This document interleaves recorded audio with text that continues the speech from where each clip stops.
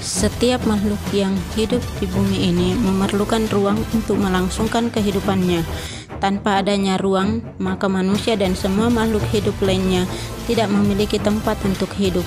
Ruang adalah tempat di permukaan bumi, baik secara keseluruhan maupun hanya sebagian yang digunakan oleh makhluk hidup untuk tinggal. Ruang tidak hanya sebatas udara yang bersentuhan dengan permukaan bumi, tetapi juga lapisan atmosfer terbawah yang mempengaruhi permukaan bumi.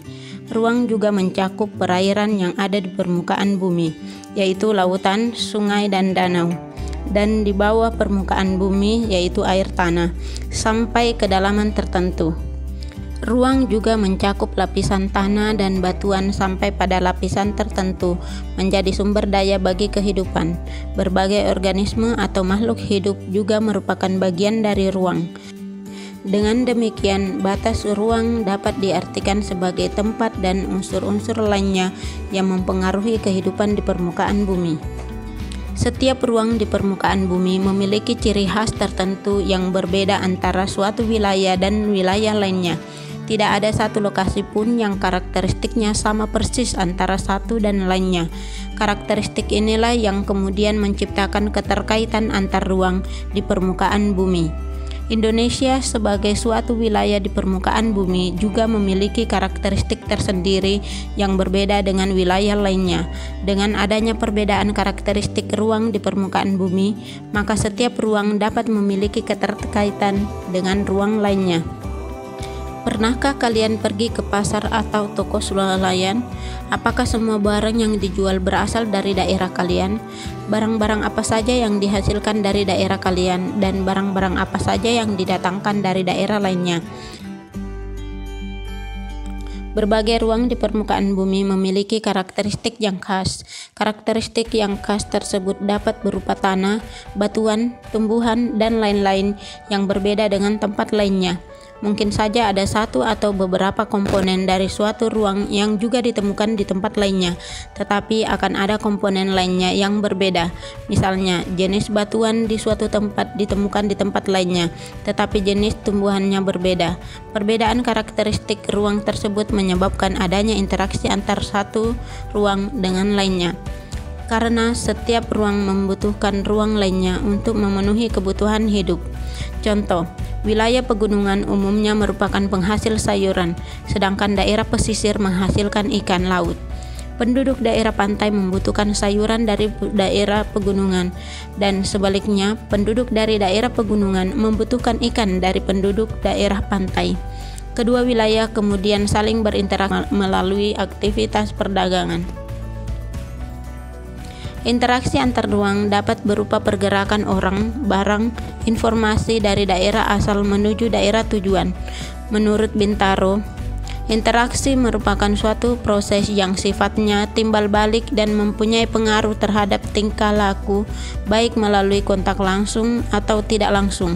Interaksi melalui kontak langsung terjadi ketika seseorang datang ke tempat tujuan. Interaksi tidak langsung terjadi melalui berbagai cara, misalnya dengan membaca berita, melihat televisi, dan lain-lain. Interaksi dapat terjadi dalam bentuk perjalanan menuju tempat kerja, migrasi, perjalanan wisata, pemanfaatan fasilitas umum, pengiriman informasi atau modal, perdagangan internasional, dan lain-lain. Interaksi dalam bentuk pergerakan manusia disebut mobilitas penduduk. Interaksi melalui perpindahan gagasan dan informasi disebut komunikasi, sedangkan interaksi melalui perpindahan barang atau energi disebut transportasi. Interaksi tersebut terjadi jika ongkos untuk melakukan interaksi antar daerah asal dan tujuan lebih rendah dari keuntungan yang diperoleh. Contoh, seseorang yang pergi ke tempat kerja karena penghasilannya mampu memenuhi ongkos yang dikeluarkannya. Ada beberapa kondisi saling bergantung yang diperlukan untuk terjadinya interaksi keruangan, yaitu saling melengkapi, kesempatan antara, dan keadaan dapat diserahkan atau dipindahkan.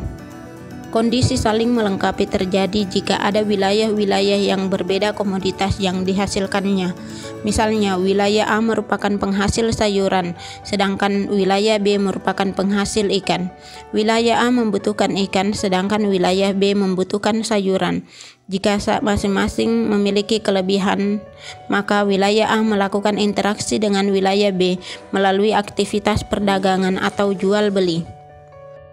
Kesempatan antara merupakan suatu lokasi yang menawarkan alternatif lebih baik sebagai tempat asal maupun tempat tujuan.